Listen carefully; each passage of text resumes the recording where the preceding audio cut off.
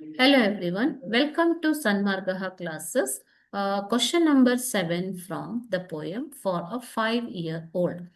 How has the mother treated other animals? This is for 2 marks. Okay. So mother is preaching her child to be kind to the creatures like snail. Okay.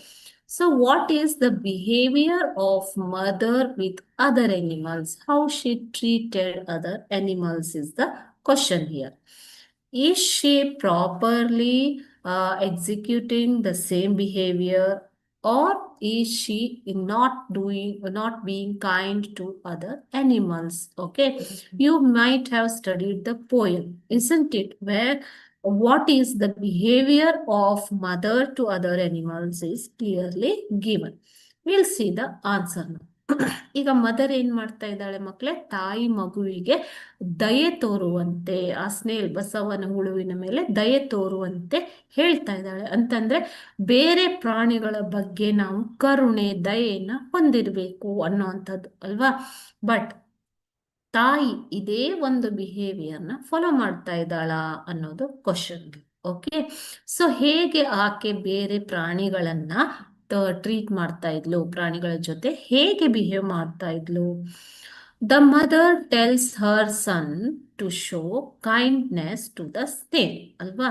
So ಆಕೆ ಏನ್ ಹೇಳ್ತಿದ್ದಾಳೆ, ಆ ಒಂದು ಬಸವನ ಹುಳುವಿನ ಬಗೆಗೆ ದಯೆ ತೋರುವಂತೆ ಕೇಳ್ತಾ ಇದ್ದಾಳೆ. But she does not practice kindness in Har own life. ಆದರೆ ಆಕೆ ತನ್ನ ಒಂದು ನಿಜ ಜೀವನದಲ್ಲಿ ಈ ಒಂದು ಕೈಂಡ್ನೆಸ್ ಅಂತಂದ್ರೆ ಏನು ಮಕ್ಕಳೇ, ದಯೆಯನ್ನ ಫಾಲೋ ಮಾಡ್ತಾ ಇಲ್ಲ ಅವಳು. ಓಕೆ, ಸೊ ಏನ್ ಮಾಡ್ತಾ ಇದ್ದಾಳೆ, ಶಿ ಟ್ರ್ಯಾಪ್ಸ್ ಮೈಸ್ ಅಂತಂದ್ರೆ ಇಲಿಗಳನ್ನ ಬೋನಿನಲ್ಲಿ ಹಿಡಿಯುವಂತದನ್ನ ಮಾಡ್ತಾ ಇದ್ದಾಳೆ. ಅದು ಕೈಂಡ್ನೆಸ್ ಅಲ್ಲ, ಅದು ದಯೆ ಅಲ್ಲ, ಕ್ರೂರತನ ಅಲ್ವಾ. ಅಂಡ್ ಶೂಟ್ಸ್ ವೈಲ್ಡ್ ಬರ್ಡ್ಸ್, ಆ ಒಂದು ವೈಲ್ಡ್ ಬರ್ಡ್ಸ್ ಗಳನ್ನ, ಹಕ್ಕಿಗಳನ್ನ ಶೂಟ್ ಮಾಡಿ ಕೊಲ್ತಾ ಇದ್ದಾಳೆ. ಸೊ ಅದು ಕೂಡ ಕ್ರೂರತನವನ್ನ ತೋರಿಸ್ತಾ ಇದೆ. Okay, she had even drawn her sons kittens. ಆ ಕಿಟನ್ಸ್ ಅಂತಂದ್ರೆ ಏನು ಮಕ್ಕಳೇ, ಬೆಕ್ಕಿನ ಮರಿಗಳು.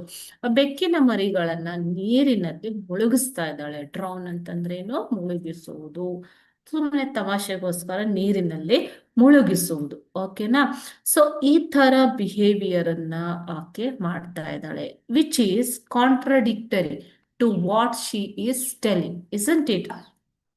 which is contradictory to what she is preaching to her child. Correct? So she is preaching to her child that to show kindness to the animals, but in her real life she is not behaving the same way, which is contradictory. Okay na, ವೈರುಧ್ಯವನ್ನ ತೋರಿಸ್ತಾ ಇದೆ ಇಲ್ಲಿ.